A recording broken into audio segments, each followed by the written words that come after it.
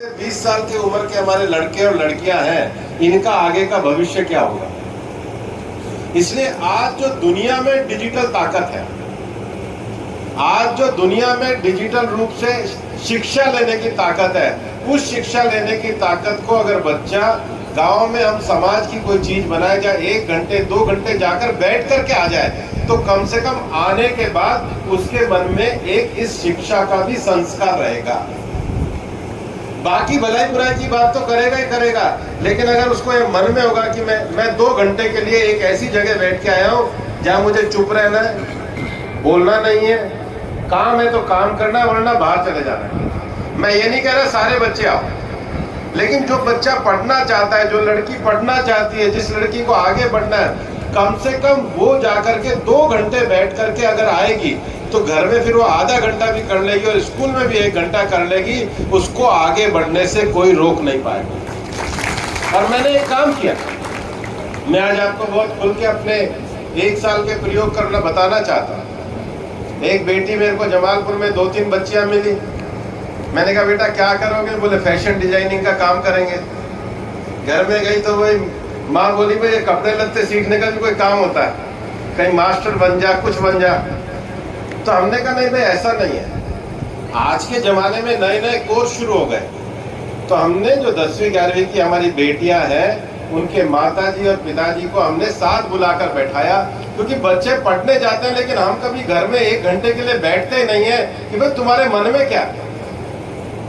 एक बार माँ बाप और बच्चे साथ बैठे, होना नहीं होना सबके भाग्य का होता है, लेकिन हमारा बच्चा क्या करने जा रहा है, हम क्या करने जा रहे हैं, केवल गांव के मास्टर जी का काम नहीं है, ये समाज का काम है।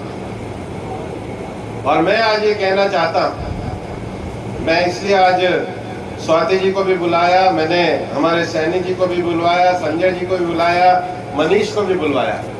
मैंने कहा गांव में जमालपुर में 1.5 साल तक लाइब्रेरी चलाने के बाद ये मेरी लाइब्रेरी के कंसेप्ट का पहला कार्यक्रम है। मेरे मन में क्या भावना है, एक बार आप आकर के समझो, फिर इसको चलाने के बाद हम इलाके में एक नई क्रांति करना चाहते हैं। मित्रों, मैं यहाँ पर बिल्कुल राजनीति के हिसाब से नहीं आया, मैं यहाँ पर कोई केंद्रीय मंत्री के हिसाब से नहीं आया हूँ। और मेरे को इस बारे में कोई वो हिचक भी नहीं है। मेरे को कोई बोले भाई मंच पे कांग्रेस कोई पार्टी का है, कोई व्यक्ति आए, समाज का कोई व्यक्ति आए, मैं ये स्वागत करना चाहूंगा। जो इस शिक्षा के मूवमेंट में साथ देगा, हम सबको साथ लेकर के चलेंगे, इसमें हम राजनीति से ऊपर लेकर के चलेंगे। आज प्रधानमंत्री नरेंद्र मोदी जी ने हमको कर्तव्य पथ का नारा दिया है। आज दुनिया के बहुत सारे देशों में हम लोग जाते हैं, और मैं तो जब ग्लासगो में गया था, पहली बार मैंने दुनिया में इतने बड़े सम्मेलन को देखा जिसमें 190 से ज्यादा लोग आए थे। और आने के बाद दुनिया में जो जलवायु परिवर्तन की लड़ाई लड़ी, उसमें बहुत सारे विषयों को मुझे रखने का अवसर मिला। आने के बाद मैंने हाथ जोड़ के प्रधानमंत्री जी से कहा कि दुनिया में एक गांव के लड़के को अगर विश्व की पंचायत में भारत का प्रतिनिधित्व करने का कोई अवसर दे सकता है, तो वो केवल और केवल प्रधानमंत्री नरेंद्र मोदी ही दे सकता है। लेकिन मैं ये चाहता